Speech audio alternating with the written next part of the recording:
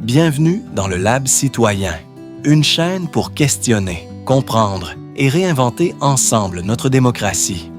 Ici, on explore les idées qui dérangent, qui éclairent et parfois qui libèrent. Parce que réfléchir, c'est déjà agir. Les assemblées citoyennes, simple consultation ou vrai pouvoir. Imaginez un espace où des citoyens ordinaires débattent et décident ensemble des questions cruciales pour leur communauté. Pas de politiciens professionnels, pas de jeux d'influence, juste des gens comme vous et moi. Bienvenue dans le monde des assemblées citoyennes. Mais est-ce que ces assemblées ont un vrai pouvoir ou ne sont-elles qu'un outil symbolique pour calmer les esprits? Découvrons-le. Partie 1. C'est quoi une assemblée citoyenne? Les assemblées citoyennes sont des groupes formés de citoyens tirés au sort pour débattre de sujets d'intérêt général. Climat, santé, urbanisme, éducation. L'objectif? Offrir un espace de délibération libre des intérêts politiques ou économiques. Inspirées des pratiques antiques, comme l'Agora d'Athènes, elles sont aujourd'hui utilisées dans plusieurs pays pour renforcer la participation démocratique. Exemple rapide, la Convention citoyenne pour le climat en France, 2019. 150 citoyens réunis pour proposer des mesures écologiques. Partie 2. Consultation ou pouvoir réel. C'est ici que ça se complique. Dans la plupart des cas, les assemblées citoyennes sont consultatives. Elles émettent des recommandations que les gouvernements peuvent suivre ou ignorer. Mais il y a des exceptions. En Irlande, par exemple, des assemblées citoyennes ont conduit à des référendums historiques sur le mariage pour tous et l'avortement. Alors, pourquoi certaines réussissent et d'autres non?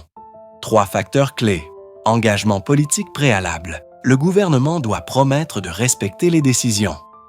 Transparence, débat public, comptes rendus accessibles, suivi des recommandations, un plan d'action clair après l'Assemblée. Mais attention, certaines assemblées ne sont qu'un alibi démocratique.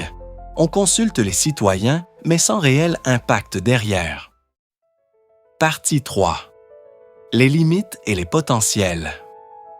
Les partisans des assemblées citoyennes les voient comme un antidote à la crise de la démocratie représentative. Elles permettent d'inclure des voix souvent ignorées et de sortir des logiques partisanes. Mais il y a des défis. Complexité des sujets. Tous les citoyens peuvent-ils vraiment trancher des questions techniques? Temps et ressources. Organiser ces assemblées coûte cher.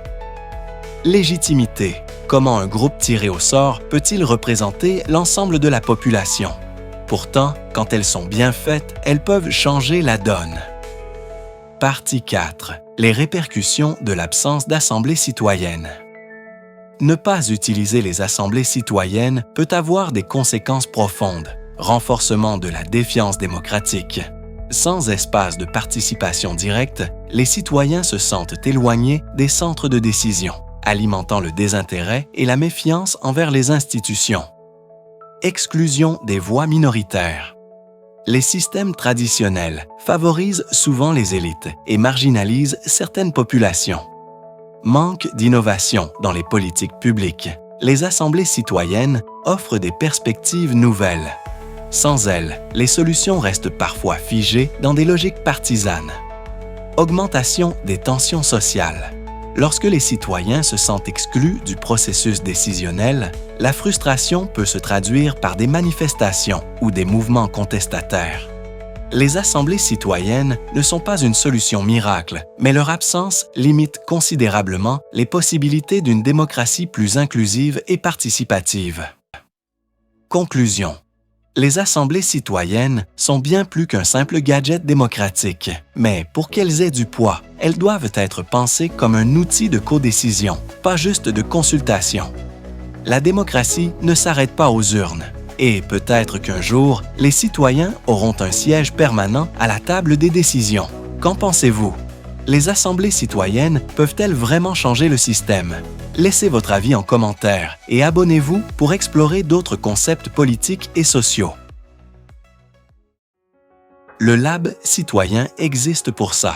Questionner, comprendre, agir. Et si toi aussi, tu crois que le changement commence par une idée? Aime cette vidéo, partage-la et abonne-toi au Lab Citoyen. Une action gratuite, simple, mais qui pourrait tout changer.